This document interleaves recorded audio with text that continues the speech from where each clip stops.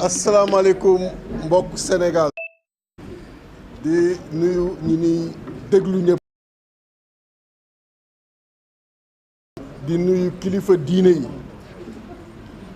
wax ji daanaka bërki démb wax naa ci lu am solo bi may def fii point de presse ci li xew war a xew le 17 bii nu jëm muy gannaaw suba mën nañ ko résumer de façon très simple.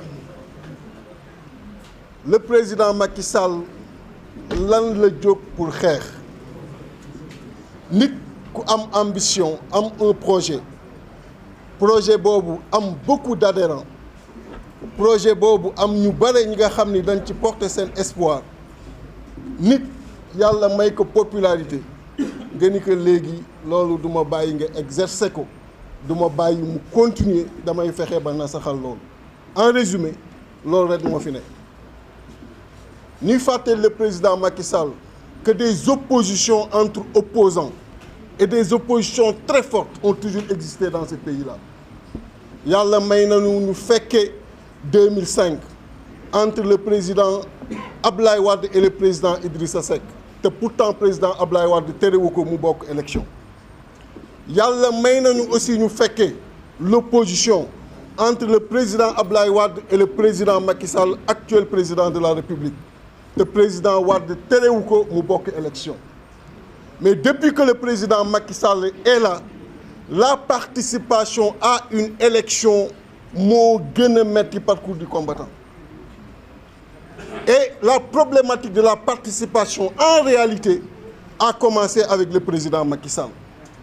D'abord fexe ba képp ku yàlla may tur may la doole nit ñi am yaakaar ci yow mu xool par la justice comment la lay éliminer. Karim Wade est passé par là, le président Karim Wade, le président Khalifa Sall. Aujourd'hui, mu ni dafa jóg pour jaaree fa le président Ousmane Sonko. La problématique de la participation, l'introduction du parrainage, toujours pour fexe ba nit du bokk. Maintenant, il a fait beaucoup d'erreurs, le président Macky Sall. Buñ ko doon compter duñ fi jógee. Mais il a la possibilité de corriger tout cela demain.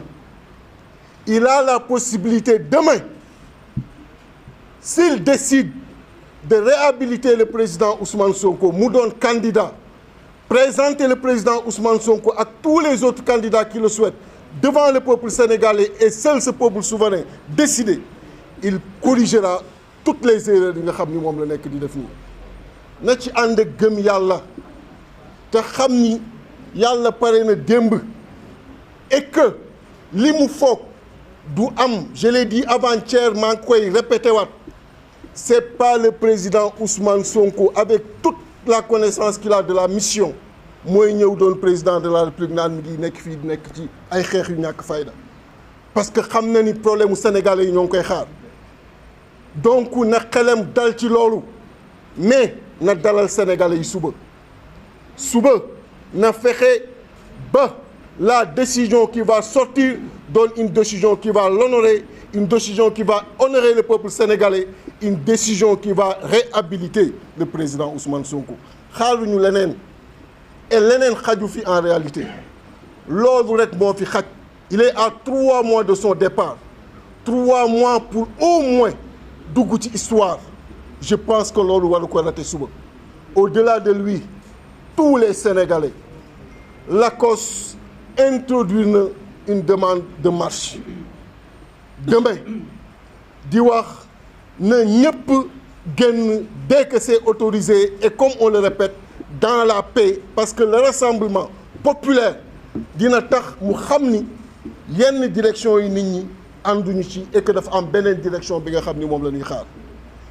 Le président Macky Sall na xam ni nguur mbiru yàlla la.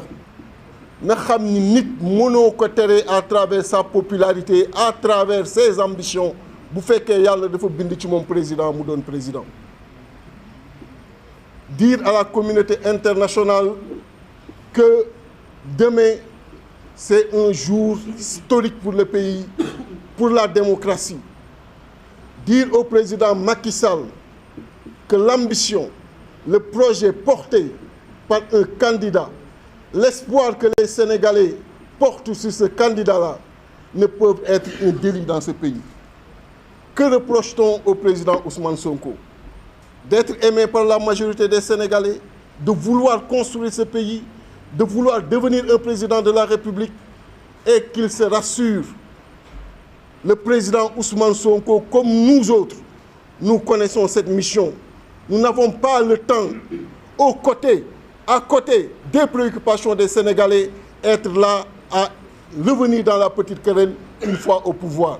Il s'attellera à ces difficultés et amènera les solutions qu'il faut.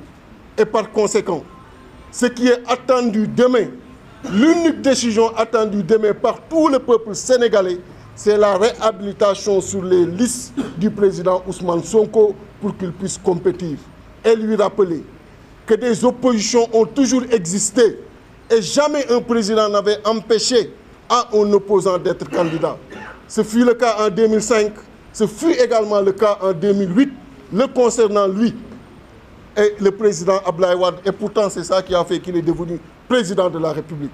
Qu'il laisse, en un mot très simple, le président Ousmane Sonko participer à cette élection présidentielle et demander au peuple sénégalais d'en faire leur affaire personnelle. En cas d'autorisation de cette marche, que ce peuple se mobilise et que ce grand rassemblement permettra au moins au président Macky Sall de comprendre que la décision, elle est attendue dans un seul et unique sens. Et maintenant, pour le reste, qu'il s'en remette à Dieu et qu'il sache que le pouvoir, c'est l'affaire du Tout-Puissant et qu'il ne peut rien contre le destin d'un citoyen, contre le destin d'un patriote. Je vous remercie. Merci, Président Déthié. On laisse au Président Habib Sy.